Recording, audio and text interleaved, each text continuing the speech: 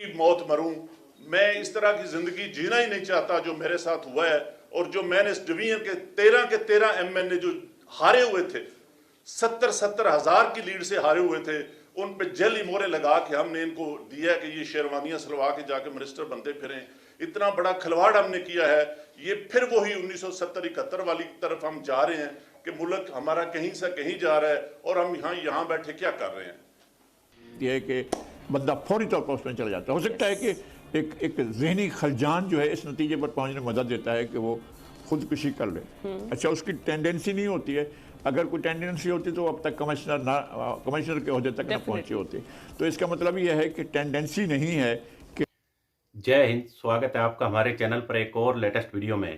दोस्तों, आपने इंट्रो तो देख लिया होगा। यह बात किसी से ढकी छुपी नहीं थी कि पाकिस्तान में चुनाव के नाम पर पाकिस्तानियों के साथ किस तरह का पाकिस्तानी आर्मी ने मजाक किया था। आपने देखा होगा इमरान खान की पार्टी 150 से ज़्यादा सीटों पर जीत रही थी, लेकिन एकदम से फिर नतीजे बदले और जिस तरह से इमरान खान को बिल्कुल किनारे लगा दिया गया, उस सब को लेकर अब पाकिस्तानी आर्मी और जितने भी इमरान खान के वर्कर हैं उनमें दोस्तों आपस में छीना झपटी चल ही रही थी। तब आज एक और बड़ा धमाका पाकिस्तान में हो गया है। उसके बाद पाकिस्तानी आर्मी की रही कही इज्जत भी चली गई है। कोई उनको पागल बता रहा है तो कोई देखिए किस तरह इमरान खान का एजेंट बता रहा है।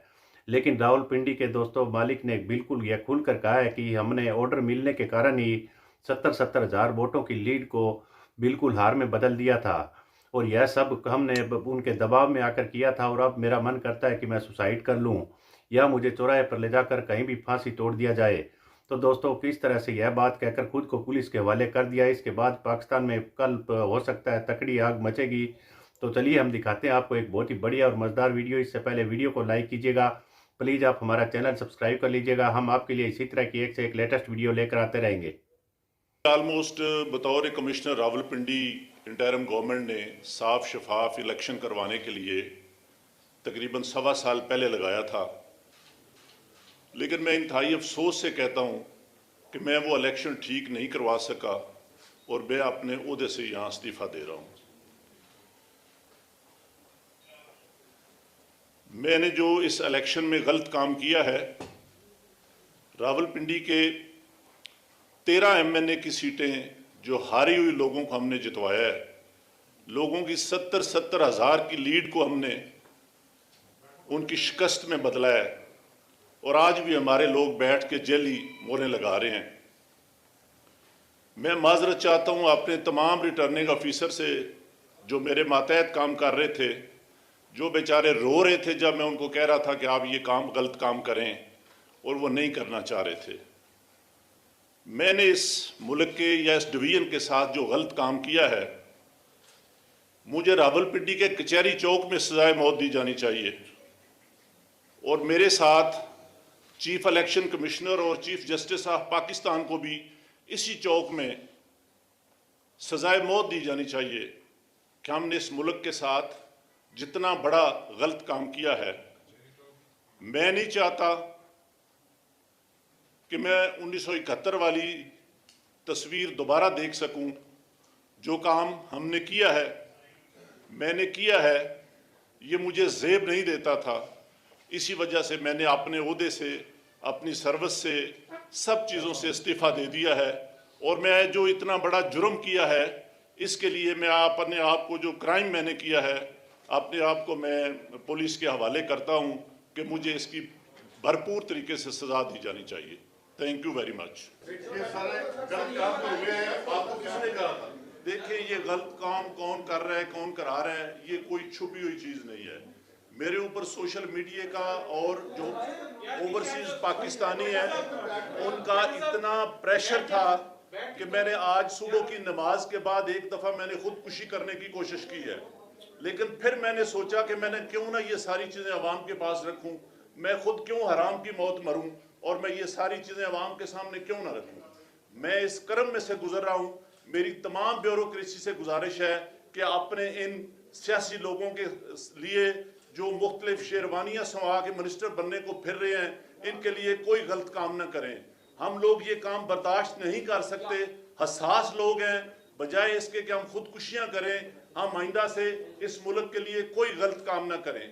मेरी सब पूरी ब्यूरोक्रेसी से ये गुजारिश है कि इस करब से, इस मुश्किल से आप इसका अंदाजा नहीं लगा सकते जो ये गलत काम करते हैं कि वो कितने पिंचिंग जिंदगी में से गुजरते हैं। मैं कहता हूँ इससे बहुत बेहतर है कि बंदे को मर जाना चाहिए, बंदे को मौत आ जानी चाहिए। अपने मुल्क के लिए, अपने वतन के लिए, अपने दीन के लिए हमें इतनी बड़ी गद्दारी और बेज़मीरी नहीं करनी चाहिए।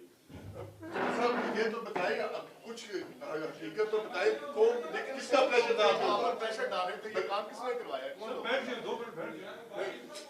बात है? सच बोले, इस कौम के साथ सच बोले। देखिए, कोई चीज ऐसी नहीं रहेगी जो मैंने आपको नहीं बताई। मैं अपने करब का अपने बोझ उतार रहा हूं और मैं चाहता हूं कि मैं सुकून की मौत मरूं। मैं इस तरह की जिंदगी जीना ही नहीं चाहता जो मेरे साथ हुआ है। और जो मैंने इस डिवीजन के 13 MNA जो हारे हुए थे, 70 हज़ार की लीड से हारे हुए थे, उन पे जेल मोहरे लगा के हमने इनको दिया है कि ये शेरवानियां सलवा के जाके मिनिस्टर बनते फिरें। इतना बड़ा खिलवाड़ हमने किया है। ये फिर वही 1970-71 वाली तरफ हम जा रहे हैं कि मुल्क हमारा कहीं से कहीं जा रहा है और हम यहाँ बैठे क्या ये कि उन्होंने जो बयानात दिए, फिर उनकी सुसाइड अटेम्प्ट से मुतालिक भी बात आई कि मैं वो भी करने जा रहा था लेकिन नहीं किया। और फिर वो निगरान वज़ीर इत्तलात का भी बयान चला कि वो जहनी मरीज़ हैं। लेकिन इतने बड़े ओहदे पे बैठे हुए कमिश्नर रावलपिंडी हैं, ये मामला इनको सीरियस लेके इनको इन्वेस्टिगेट करना चाहिए। हमें क्या करना चाहिए? बहुत शुक्रिया। बात यह है कि ये शुरू होता है इलेक्शन, 8 फरवरी को इलेक्शन हुए, उसके बाद 9, 10, 11, 12, 13, 14, 15, 16 आज के दिन आकर हो सकता है कि ज़मीर के जागने में कुछ वक्त लगता हो और फैसला करने में भी वक्त लगता हो।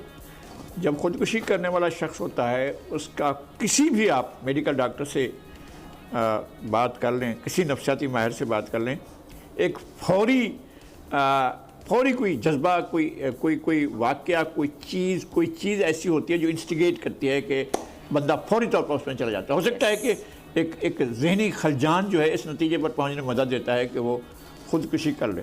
अच्छा, उसकी टेंडेंसी नहीं होती है। अगर कोई टेंडेंसी होती तो अब तक कमिश्नर के ओहदे तक न पहुँचे होते।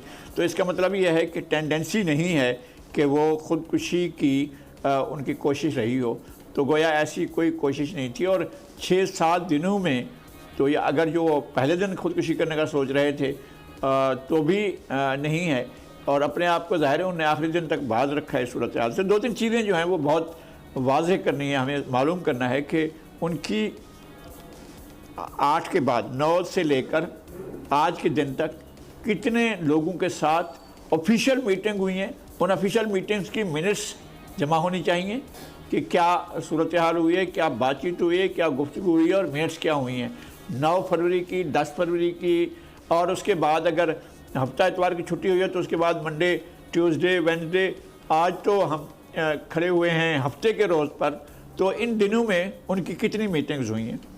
एक बात और आई है सामने कि इस प्रेस कॉन्फ्रेंस से फौरी पहले उनने पीटीआई के वज़ीर आला के उम्मीदवार जिनका नाम डिक्लेयर कर दिया गया है मियां असलम, उनके साथ एक मुलाकात की है। अच्छा, उस मुलाकात की भी तफसीलात हासिल कर ली जाएं और ये पता कर लिया जाए कि जनाब उस मुलाकात में क्या क्या चीज़ें तय हुई हैं या वो मुलाकात किस घर से हुई है। और एक ऐसे अपोजिशन के इंतहाई हैं, मुझे ये नहीं है कि कौन किसी से क्यों मुलाकात कर रहा है, इस पर मैं एतराज़ करने वाला कोई नहीं हो सकता हूँ। और हो सकता है कि मुस्तकबिल में वो चीफ मिनिस्टर बन भी जाएँ, तब भी। तो ऐसी हालत में जब सूरत हाल बहुत पोलराइज्ड है, पूरा मुल्क पोलराइज्ड है, एक जिम्मेदार ओहदे पर मौजूद शख्स को एक ऐसे आदमी से मुलाकात करने से यकीनन एहतराज करना चाहिए जो इस कंट्रोवर्सी का हिस्सा हो। दूसरी ये बात है। उसके बाद अलावा ये है कि हमें ये देखना है कि बरह रास्त वो किसी चीज़ को कंट्रोल कर रहे हैं। क्या वो डिस्ट्रिक्ट रिटर्निंग ऑफिसर हैं, क्या वो डिप्टी रिटर्निंग ऑफिसर हैं, क्या वो प्रेसिडेंट ऑफिसर हैं, क्या वो असिस्टेंट प्रेसिडेंट ऑफिसर हैं। उन्होंने कौमी असम्बली के 13 रावलपिंडी, झेलम, चकवाल, अटक के अजला के तमाम जीतने वाले उम्मीदवारों की जीत को मशकूक करार दे दिया और कहा कि नहीं, यहाँ तो 70-70 हज़ार वोटों का फ़र्क पड़ा है। तो क्या वो इस सारी सूरत हाल में बरह रास्त कोई जिम्मेदार हैं? ये आज या कल तक सूरत हाल सामने आना चाहिए। हम अपने मीडिया के दोस्तों से ये कहते हैं कि वो चारों रिटर्निंग ऑफिसर से, चारों जिलों के रिटर्निंग ऑफिसर से ज़रूर रब्ता करें और उनसे मालूमात हासिल करने की कोशिश करें।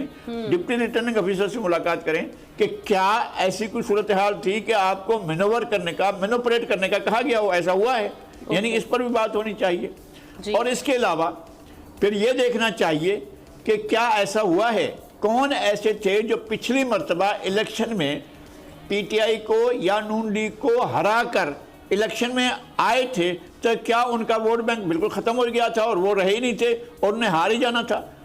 और यह देखना चाहिए कि इन दोनों पार्टियों में से कौन सी पार्टी के उम्मीदवार पहले 2018 के इलेक्शन में, 2013 के इलेक्शन में या उससे पहले या उसके बाद कब कब जीते और कब कब हारे हैं, तो यह भी हमें देख लेना चाहिए। तो उससे हमें अंदाजा हो जाएगा। मेरा ख्याल ये है कि ये एक हंगामा पैदा करने की कोशिश की गई है और मैं इसे बहुत हद तक ये समझता हूँ कि ये एक स्कैंडल बनाया गया है। तो देखा होगा दोस्तों किस तरह से कभी ना कभी इंसान का ज़मीर जाग ही गया है। अब इसको कह रहे हैं कि यह तो रिटायर होने वाला था या इसके दिमागी हालात काफ़ी नाजुक खराब बताए जा रहे हैं, लेकिन ऐसा हरगिज भी नहीं है। इंसान का कहीं ना कहीं ज़मीर जाग ही जाता है। अगर इसने करप्शन इमरान खान के 1.5 साल में की थी तो इसने सर्विस भी इससे पहले 20 साल से ज़्यादा कर चुका है। तो दोस्तों उसमें भी करप्शन की होगी, तो अब तो उसके लिए एक करप्शन वाली ऐसी शायद सरकार बन रही थी कि वह और भी पाकिस्तान में उत्पात मचा सके। लेकिन दोस्तों ऐसा हरगिज नहीं है। जो सच्चाई थी उसने बिल्कुल सच्चाई बोली और इस सच्चाई के बाद पाकिस्तानी आर्मी का अब अगले आने वाले दिनों में पाकिस्तान के लोग पाकिस्तानी आर्मी के और भी धुएं निकालेंगे। तो हम आपके लिए एक से एक लेटेस्ट वीडियो सबसे पहले लेकर आते रहेंगे। आप हमारे साथ जुड़े रहिएगा। मिलते हैं अगले वीडियो में, तब तक जय हिंद, वंदे मातरम।